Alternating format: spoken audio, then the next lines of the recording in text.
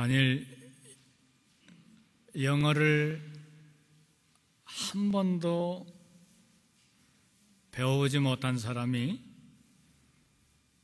갑자기 영어로 유창하게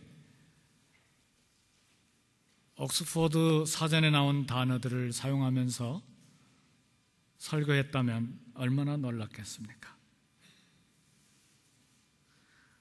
선교사가 선교지에 도착했는데 그나마 말 한마디도 배우지 못했는데 도착한 날부터 그 언어로 유창하게 복음을 전하고 성경을 가르치기 시작했다면 얼마나 놀랐겠습니까? 그런 일은 없습니다. 그러니까 전 세계에 흩어져 있는 수십만의 선교사들은 선교지에 도착하면 눈 딱 감고 적어도 2년 동안 밤낮으로 그 나라 언어를 배우는 것입니다. 그래서 선배 선교사들이 그렇게 이야기를 해요. 그 나라 도착해서 선교사가 16년간 그 나라 사전을 옆에 두지 않으면 선교에 실패한다. 16년간 이상 그 나라 사전을 꼭 끼고 다녀야 언어에 성공할 수 있다. 근데 제 경험으로는 16년간이 아니라 평생의 사전을 옆에 끼고 있어야 그 나라 말로 성경을 가르치고 상담하고 설교할 수 있고 신학교에 가서 강의할 수 있다. 그렇게 생각을 합니다. 안식년에 1년간 쉬면 어떤 선교단체는 다시 시험을 봅니다. 언어 잊어버렸는지 잊어버리지 않았는지. 오늘 본문에 보면 갈릴리에 태어난 제자들, 그리고 거기에서 평생 고기를 잡았던 무식한 사람들, 외국어를 배운 적이 없었던 제자들이 오순절에 임한 성령님 세례, 성령 충만을 받고 방언으로 말하게 되는 기적이 일어났습니다. 그 방언은 통역이 필요한 방언이 아닙니다. 정확하게 이해하고 알아들을 수 있는 다른 나라 말 외국어를 말했습니다. 그 방언은 오순절에 15개 이상의 나라에서 살다가 온 디아스포라 된 유대인들이 오순절 절기를 지키기 위해서 예루살렘으로 모여왔는데 각각 자기들 나라에서 사용하는 그 외국어 난곳 방언으로 말하기를 시작했습니다. 성도 여러분, 난곳 방언으로 하나님의 말씀을 들었다는 의미가 무슨 의미가 있습니까? 첫 번째 우리가 생각할 것은 바벨탑 사건으로부터 회복되었다는 말입니다. 우리가 구약 성경에 보면 구약의 바벨탑 사건이 소개되어 있습니다. 인간이 교만함으로 내가 하나님처럼 될 수 있다. 하나님을 대적해서 높은 교만의 탑을 쌓는데 그것이 바벨탑입니다. 그래서 하나님께서 본래 인간에게 있었던 오직 한 가지 언어를 수많은 언어로 혼잡을 시켰습니다. 혼돈을 시켰습니다. 그래서 그걸 바벨이라 말합니다. 바벨이라고 하는 말은 믹스업 됐다, 믹서됐다 그 말이죠. 혼잡됐다, 혼동됐다 하는 말입니다. 이것이 바벨탑 사건입니다. 오늘날도 마찬가지입니다.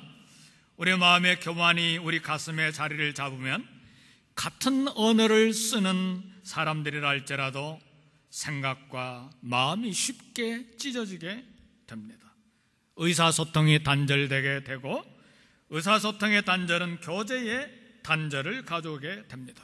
그래서 우리 인간의 역사, 인류의 역사는 언어의 혼동과 혼잡으로 말미암아 언어가 단절되고 그리고 마음이 나뉘고 마음이 나누니까 교제가 단절돼서 다툼의 역사가 반복된 것이 인류의 역사라 이렇게 말할 수 있습니다.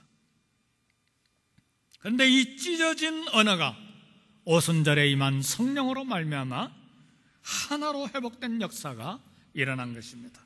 그것도 무식한 갈릴리 어부들을 통해서, 이 제자들을 통해서 언어가 하나로 회복되는 놀라운 역사가 일어났습니다. 성령님이 일하신 대역사였습니다. 사랑하는 성도 여러분, 오늘 우리 안에서 역사하시는 성령님으로 말미암아 단절된 의사소통이 회복이 되고, 단절된 교제가 회복이 되고, 단절된 관계들이 회복되기를 주의 이름으로 축복합니다. 이것이 성령님이 하시는 역사입니다. 그래서 생명을 살리고 불평하던 혀가 감사하는 혀가 되고, 그 결과로 말미암아 가족이 회복이 되고, 단절된 이웃과의 관계가 회복이 되고, 모든 영적인 연약한 부분들이 회복되는 놀라운 축복이 이 성령 강림 주일에 있기를 주의 이름으로 축복합니다. 두 번째로 생각할 것은, 수많은 사람들이 수많은 난곳 방언으로 들은 것은 전 세계를 향한 복음 전파 때문에 이런 기적의 역사가 일어났습니다. 오늘 보면 사도행전 2장 9절에서 11절에 보면 적어도 15개에서 16개의 나라들이 소개되어 있습니다. 이 소개된 나라들은 전 세계를 망라한 그런 숫자는 아닙니다. 여기에 당시에 전 세계 모든 민족과 언어를 대표한다, 그렇게 말할 수 있는데, 이것은 우리에게 가르쳐주는 교훈이 성령의 역사는 개인이나 한 민족에게만 한정되는 역사가 아니라는 것을 가르쳐 줍니다. 성령님은 지역과 나라와 종족, 전 세계적으로 일하십니다.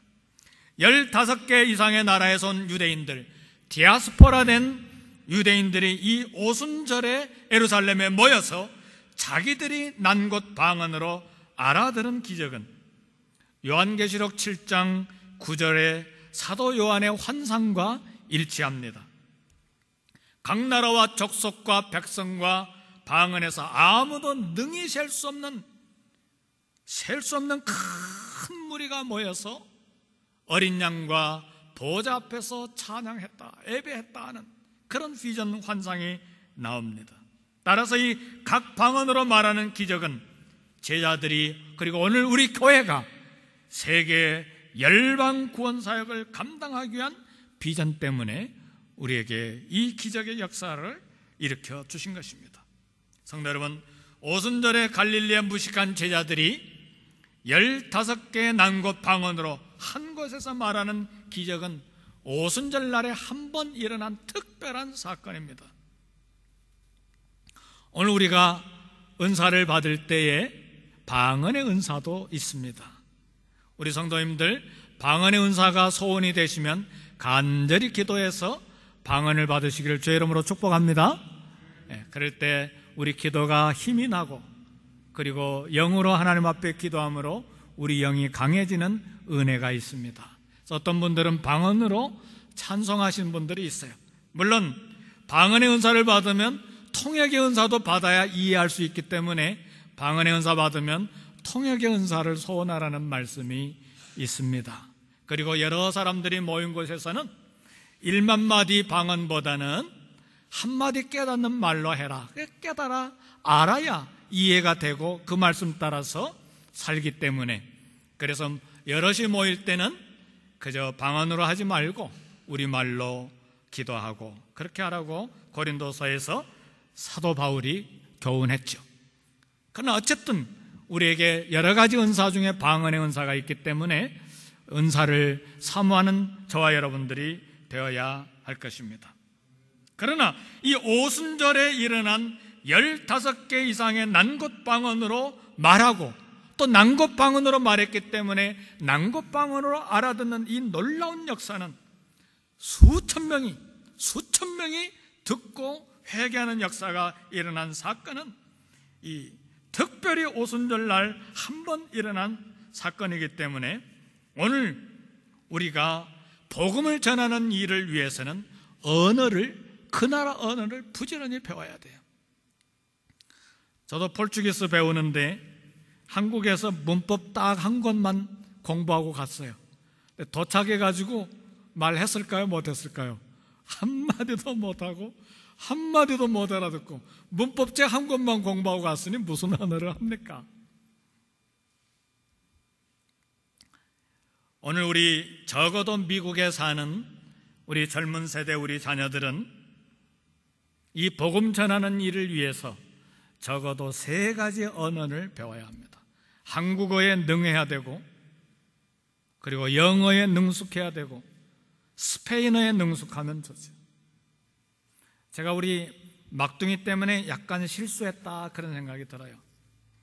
우리 두 쌍둥이 딸들은 7살 때 갔기 때문에 벌써 4살 때부터 우리말을 읽고 쓰고 했기 때문에 수백 권의 책을 읽었어요.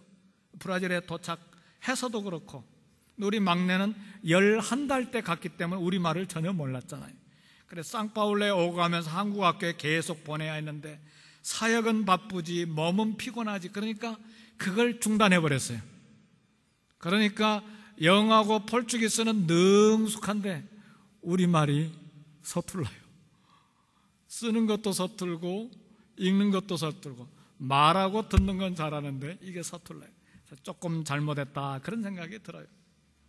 우리 자녀들에게는 하나님 나라 역사, 성령의 역사, 온 열방에 복음 전하는 하나님의 일을 위해서 적어도 3가지 언어는 가르쳐야 된다. 저는 그렇게 생각해요.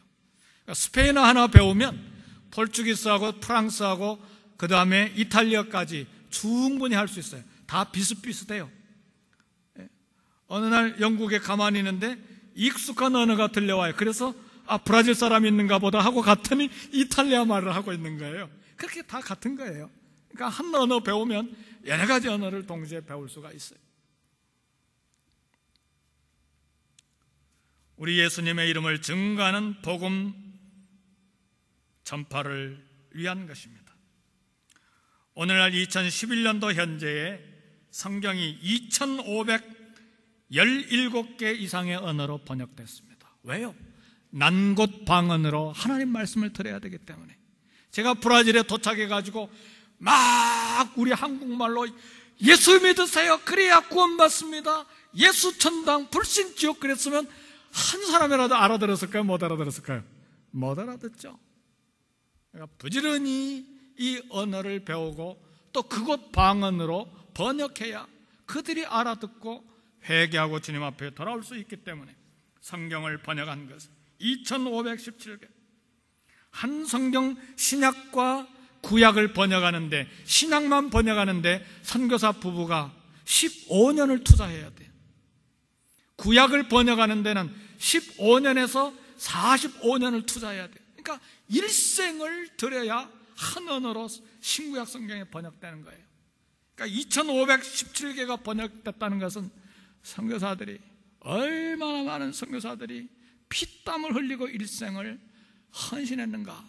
우리는 그들에게 고마워해야 돼요. 우리 한국 사람들도 선교사들에게 감사해야 돼요. 중국에서 일본에서 성경이 번역되어서 들어왔습니다. 우리 한국 사람들이 도왔지만 처음 번역할 때는 한문도 들어가고 삼각형, 옛날 아래 한글 아세요? 삼각형으로, 그리고 점 찍혀주고 그런. 그래서 처음 번역할 때는 하나님이 천지를 창조하시냐 할 때 천디를 국외음화가 안 된 단어들도 사용하고, 그러나 계속해서 번역하고 번역해서 오늘 우리가 읽을 만한 성경으로 번역된 것입니다. 중국에 옛날에는 중국어로 된 성경을 이 공산국가 주계장막 안에 들여보내기 위해서 선교사들이, 밀수꾼 선교사들이 성경을 가지고 들어갔어요. 잡히기도 하고 쫓겨나기도 하고. 그런데 우리 선교사들이 얼마나 감사한지 몰라요. 여러분, 이 선교 역사는 전 세계에 기록이 돼야 되는 것인데 우리 한국 선교사들은 잘 기록을 안 해서 잘 몰라요. 유럽 선교사들, 서방 선교사들은 조그만 일을 해놓고 영화를 만들고 책을 만들고, 그러니까 백인 선교사들만 전 세계에서 일한 것으로 이렇게 역사에 드러나는 데 아닙니다.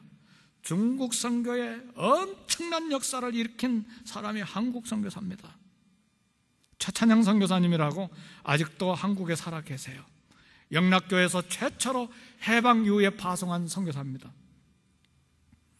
이분이 아시아 성서공회에 있을 때 전 세계에서 후원을 받아서 700만 달러를 들여서 중국의 애덕 인쇄소를 만들었어요. 거기에서 성경을 찍어내기 시작했는데 얼마 전에 이야기를 들어보니까 중국어 성경이 5천만 권이 찍혔습니다. 할렐루야. 이제는 중국에 성경을 밀수해서 가지고 들어갈 필요가 없어요. 북한에 들어갈 성경도 거기서 찍어낸다는 이야기가 있어요. 성령 충만의 결과는 복음을 담대하게 말하기 시작한 이유가 됐습니다. 사도행전 2장 4절에 보니까 그들이 다 성령의 충만함을 받고 성령이 말하게 하심을 따라 다른 언어들로 말하기를 시작하니라. 제자들이 성령 충만 전과 성령 충만 후의 모습이 달라졌는데 특별하게 달라진 모습이 뭐냐면 담대해진 것입니다. 성령 충만 전에는 무서워서 한 방에 모였을 때 문을 걸어 잠그고 또 엠마오로 그냥 고향으로 도망가기도 하고 갈릴리 옛날 직업으로 그냥 되돌아가 버리기도 하고 절망과 낙심과 부끄러움과 처절한 절망 속에서 무서움 속에서 두려움 속에서 있었는데 성령 충만 받은 결과 담대하게 복음을 전하는 역사가 일어났어요. 사랑하는 성도 여러분, 삶의 회의가 일어납니까? 온 세상을 바라보니까 앞을 봐도 뒤를 돌아봐도 옆을 봐도 그리고 절망만 됩니까? 낙심만 됩니까? 성령의 충만하기를 주의 이름으로 축복합니다. 우리에게 소망을 갖게 하는 것은 로마서 15장에 보면 성령의 능력으로 소망이 충만하기를 간구하노라 그랬어요. 성령의 능력이 있을 때 우리 안에 소망이 생기는 거예요. 몸이 아파도 회사가 잘 되지 않아도 어려운 일이 우리 주변에 산처럼 쌓여 있어도 성령의 능력으로 소망이 충만하기를 주의 이름으로 축복합니다. 아멘. 성령님으로 충만하게 될 때 두려움과 나약함이 사라지고 오늘 본문에 보니까 베드로에게서 나약한 모습이 사라졌어요. 얼마나 담대해졌는지 담대하게 복음을 전하는 사람이 됐어요. 따라서 우리는 오늘 절망이 사라지고 소망이 충만해지기 위해서도 복음을 증거하고 우리 주님을 섬기는 일에 담대하게 이 사역을 감당하기 위해서도 성령의 충만함을 구해야 돼요. 이 성령의 충만은 그런데 가만히 있었어서는 안 돼요. 우리 이번 일주일 동안 성령 강림절 특별 새벽 기도하는 동안에 강사님이 그런 이야기를 했어요. 예수님의 부활을 목격한 사람들이 일시에 500여 명이나 됐다. 근데 성령님 임할 것을 기대하고 간절히 기도하고 열흘 이상 떠나지 않냐고 한 곳에 다락방에 모여서 기도한 사람은 120명이었다. 그러니까 모여서 기도하는 사람, 간절히 사모하는 사람에게만 성령님이 임하는 거예요. 감사한 것은 우리 교회도 기도하는 무리들이 생겼어요. 우리 루디아 전도회도 금요일 저녁에 모여서 기도하고 너무 아름다운 것 같아요. 모여서 먼저 식사를 맛있게 하고 또 힘있게 모여서 기도하고 너무 감사해요. 우리 장로님들도 목요일 저녁마다 모여서 참 금덩어리처럼 여기 강단 앞에 앉아서 기도하시고 놀라운 것은 우리 EM 청년들이 금요일 저녁마다 밤 12시까지 모여서 기도합니다. 나 혼자 집에서 기도해. 물론 혼자 기도할 수도 있는데 와서 함께 기도해야 돼요. 120명이 각자 자기 집에서 기도했으면 성령 충만의 결과가 임하지 않았을 거로 생각해요. 한 곳 다락방에 모여서 힘을 다해서 기도했어요. 그럴 때 성령이 임하신 것입니다.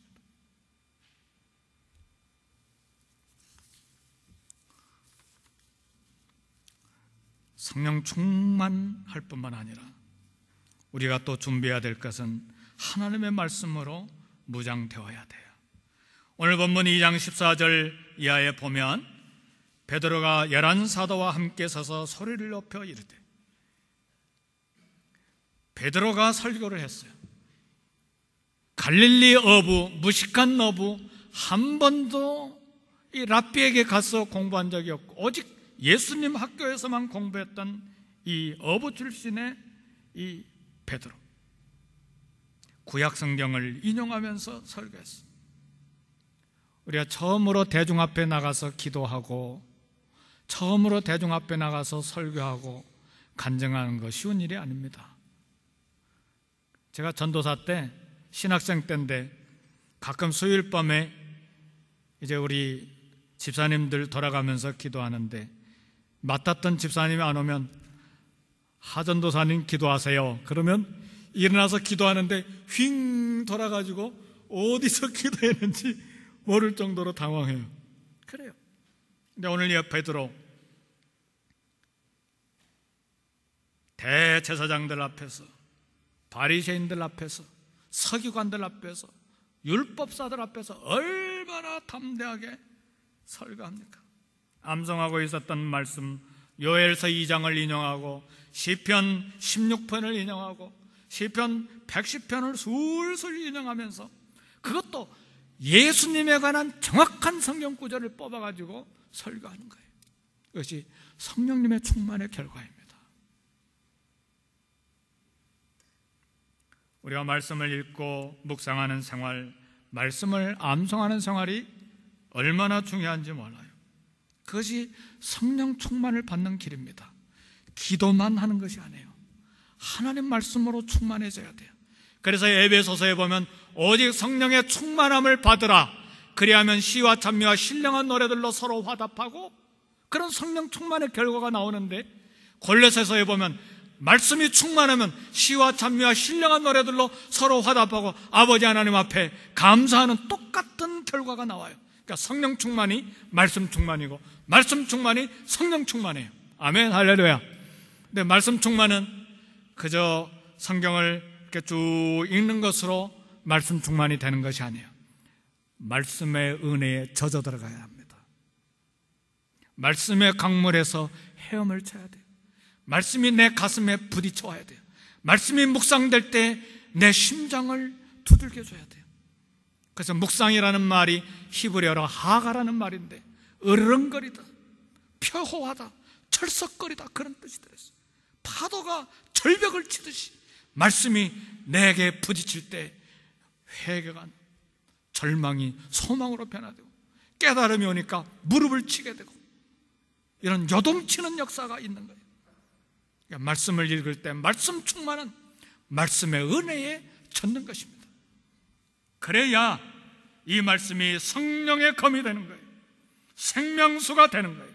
운동력이 있어서 혼과 관절과 골수를 찔러 쪼개기까지 하는 생명력 있는 복음의 말씀이 되는 것입니다. 그것이 성령의 충만입니다. 이 성령님은 누구에게 임하는가? 경건한 사람에게만 임하는가? 성령님의 충만은 저 하목사같이 늘 말씀을 전하는 사람에게만 충만히 임할까야? 아닙니다. 성령님 충만은 목사와 선교사와 특별한 영적인 사람에게만 임합니까? 그 특권의식은 교만한 거예요. 베드로는 구약 요엘 선지자를 인용하면서 오늘 본문 2장 17절에 이렇게 말했어요. 하나님이 말씀하시기를 말세에 내가 내 영을 모든 육체에 부어주리니 그랬어요. 요엘서에서 나온 말씀이에요. 요엘서 본문에는 내가 내 신을 만민에게 부어주리니 그랬어요. 만민에게 모든 육체에 부어주신다 그랬어요. 그러니까 다시 말하면 성령님은 누구에게 임하시는가? 그리스도 안에서 육체로 태어난, 몸으로 태어난 사람은 누구든지 성령을 받을 수 있습니다. 아멘, 할렐루야. 누구든지. 그래서 예수님이 요한복음 7장 38절에 말해요. 나를 믿는 자는 성경의 이름과 같이 그 배에서 생수의 강이 흘러나오리라. 이는 그를 믿는 자들이 받을 성령을 가리켜 말하는 것이라. 그를 믿는 자마다, 그를 믿는 자들이 받을 배에서 생수의 강이 흘러나리라. 믿는 자들은, 믿는 자마다 성령을 받는다 하는 말이에요. 아니, 나는 몸이 아프니까 성령 충만을 못 받겠지. 아닙니다. 몸이 아프면 성령 충만 못 받아요. 그런 말씀은 성경에 어디 있어요? 사도 바울은 평생에 몸이 아파가지고 누가 의사를 데리고 다녔는데 성령 충만한 생활을 했잖아요. 아멘, 할렐루야. 그러니까 몸이 아프든 건강하든, 실패했든 성공했든, 감옥에 있든 자유로운 사람이든, 감옥에 있으면 성령 충만을 받지 못하겠지. 그런 말씀이 어디가 있어요? 사도 바울 감옥에 신라와 함께 머물러 있어서 죽도록 얻어맞고 이 손과 발이 착고에 차였는데, 감옥에 있었는데 성령에 충만해서 찬송하고 기도하니까 옥문이 다 열렸잖아요. 그러니까 감옥에 있거나 자유한 사람이거나. 어떤 사람은 그렇게 해요. 선교지에 있으면 성령의 충만을 받겠지. 천만에요. 선교지에 있거나 미국에 있거나 어디에 있든지 오늘 우리 주님이 말씀하신 대로 나를 믿는 자는 성경의 이름과 같이 그 배에서 생수의 강이 흘러나리라. 지식이 있거나 없거나 학력이 있거나 없거나 그리스도 안에 있으면 성령이 임하시는 거예요. 죄를 많이 지었으니까 성령이 임하지 않겠지. 성도 여러분, 회개한 모든 사람에게 성령이 충만하게 임합니다. 아멘. 사도 바울이 예수 믿는 사람들을 죽이고 스데반을 죽이는 데 앞장섰잖아요. 교회를 파괴했잖아요. 그러나 회개하니까 성령의 충만이 임했어요. 아무런 관계가 없어요.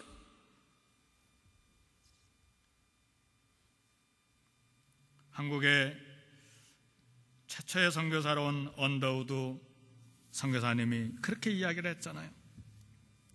메마르고 가난한 땅, 나무 한 그루 시원하게 자라오르지 못한 있던 이 조선 땅, 마음이 보이지 아니하는 이 조선 땅, 여자들이 가마를 타고 다니기 때문에 여자들의 얼굴을 보지 못할까 봐 두려워한 그 마음. 그러나 이 조선 땅, 한국의 갓을 쓴 남자들에게, 가마를 타고 다니던 여자들에게도 성령이 임했어요. 원산에서, 평양에서, 그리고 전국 강산에 성령의 폭발적인 역사가 일어났어요. 그래서 한국 선교사들이 전 세계에 퍼져나간 거예요. 아주 오래전 옛날 이야기입니다. 지금은 조금 많이 달라졌지만 좀 썰렁한 이야기. 중국 사람들이 전 세계에 나가면 중국 사람들이 가는 곳마다 음식점을 차린대. 일본 사람들은 전 세계에 나가면 가는 곳마다 전자제품 가게를 연대. 근데 우리 한국 사람들은 전 세계에 퍼져나가면 가는 곳마다 교회를 개척한다. 근데 중국 사람들하고 일본 사람들은 지금도 그렇게 하는지 몰라요. 근데 한국 사람들만큼은 지금도 전 세계에 나가면 교회를 개척합니다. 아멘, 할렐루야. 왜요? 성령의 역사가, 그 물결이 우리 민족 가슴에 있기 때문에 그래요. 너무 다투고 그래서 교회가 쪼개지고 또 쪼개지는 잘못이 있지만 교회를 개척하는 것이 한국 영의 흐름, 한국인들의 영성이에요. 이 성령의 복음이 북한 땅에도, 동아프리카의 마사이족에게도, 브라질 인디언들에게도, 동남아시아 수많은 종족들에게도, 혼혈인들에게도, 이슬람권에도 이 복음이 전해져야 합니다. 누가 이 성령의 역사에 동참해야 되는가? 오늘 2장 17절에서 18절을 읽어보면 하나님이 말씀하시기를 말세에 내가 내 영을 모든 육체에 주리니 너희 자녀들은 애언할 것이요 너희 젊은이들은 환상을 보고 너희 늙은이들은 꿈을 꾸리라. 그랬어요. 굉장한 비전이 여기에 있습니다. 남자, 여자, 성별 구별 없이, 젊은이, 늙은이, 연령의 구별 없이, 남종과 여종, 신분과 계층의 구별 없이 우리 모두가 다 성령의 역사를 감상할 수 있다는 말씀이에요. 오순절에 임하신 성령께서는 만민에게 임하시고 모든 영적인, 육체의 영적인 특권들인 예언과 꿈과 환상을 주시겠다고 했어요. 여기 예언은 하나님의 말씀을 맡아서 전하는 일입니다. 복음을 전하는 일.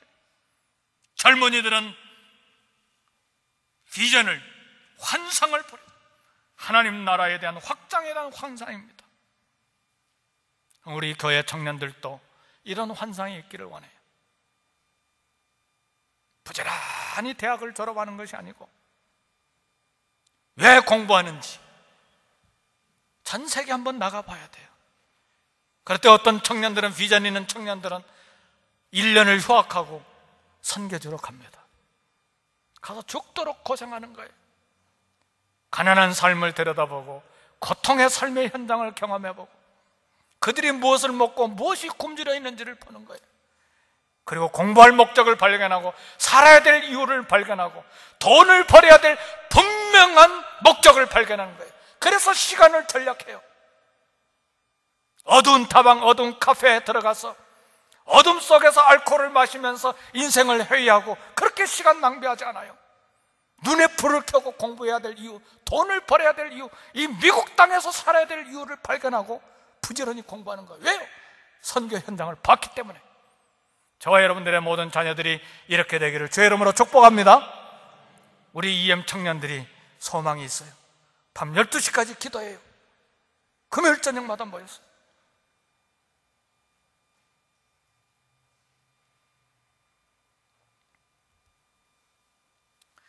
그럼 여기 마지막 부분에 너희의 늙은이들은 꿈을 꾸리라. 밤에 잘 때 꿈꾸리라는 말씀 아닙니다, 성도 여러분. 그런 꿈이 아니에요. 늙은이들은 연세가 많은 은퇴한 분들이에요. 이분들에게 외로움과 고독이 있어요. 언젠가는 내 발로 걸을 수 없는 날이 온다는 불안감이 있어요. 자식이 있고 돈이 있어도 그 외로움은 숨길 수가 없습니다. 그래서 노인들에게는 꿈이 없어요. 그러나 성령이 임하시면 꿈을 꾸게 됩니다. 성령이 임하시면 은퇴한 분들이 새로운 꿈을 꾸고 일을 시작합니다. 이것이 성령의 역사예요. 사랑하는 성도 여러분, 뉴저지에 베다니 연합감리교회가 있어요. 거기에 이영자 권사님이라고 하는 분이 있어요. 연세가 많으신 분이에요. 브라질에 대한 꿈을 꾸기 시작했어요.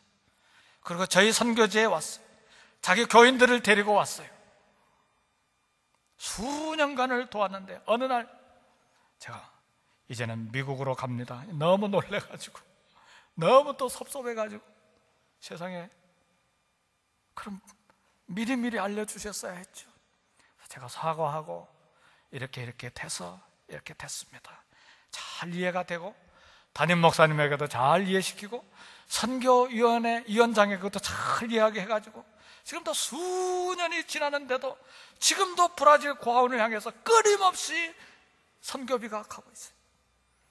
연세가 많은, 나이 많은, 연세 많은 여자 권사님이지만 꿈을 꾸니까 한 여인의 꿈이 계속해서 한 선교지를 향해서 불이 타니까 선교가 연결이 되는 거예요. 꿈을 꾸리라. 사랑하는 성도 여러분, 이것이 성령의 역사입니다. 아브라함은 75세에 집을 떠나 믿음의 여행을 시작했습니다. 모세는 80세에 자기 백성을 해방시키기 위해서 애굽으로 출발했습니다. 갈렙은 85세에 가나안 정복 마지막 땅인 거인 아낙 자손들이 살고 있는 헤브론 산지를 내게 주소서 하고 정복 전쟁에 앞장서기를 요청했어요. 이게 늙은이들이 꿈을 꾸리라 해야 되는 말씀이에요.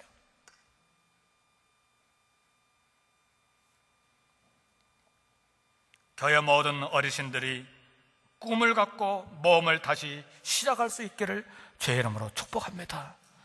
85세의 갈렙처럼 이 산지를 내게 주소서. 우리 다 같이 따라서 합시다. 이 산지를 내게 주소서. 이 산지를 내게 주소서. 그러니까 내가 꼭 아프리카에 가야 되고 꼭 그런 것만은 안 해요. 코리아타운을 내게 주소서. LA를 내게 주소서. 캘리포니아를 내게 주소서. 에드모 이 모든 거리를 내게 주소서. 윌쉐어 거리를, 올림픽 거리를 내게 주소서. 이 산지를 내게 주소서. 이 꿈을 꾸어야 돼요. 저 가정을 내게 주소서. 우리 뒷집 사람을 내게 주소서. 이 산지를 내게 주소서. 이것이 마지막 너희의 늙은이들은 꿈을 꾸리라에 대한 말씀의 해석입니다.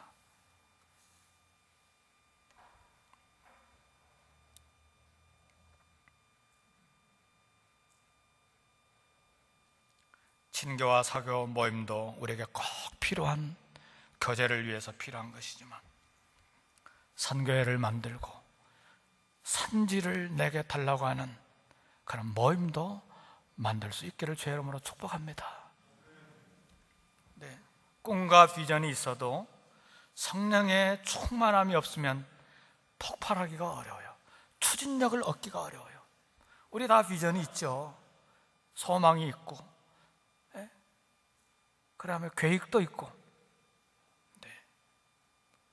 12 제자들이 3년 반 동안 말씀을 배웠지만 성령님이 그들에게 충만하기 전까지는 두려움에 따라서 방 안에 갇혀 있어야 했어요. 성령님이 오신 후에 밖으로 나가서 폭발력으로 담대하게 복음을 전했어요. 그래서 우리는 성령님의 충만을 간구해야 돼요. 우리의 꿈은 성령 충만에서 시작이 됩니다.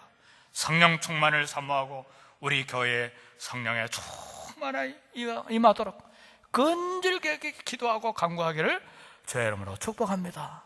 아멘. 우리 다 같이 통성으로 기도하겠습니다. 하나님, 성령으로 충만케 해주세요.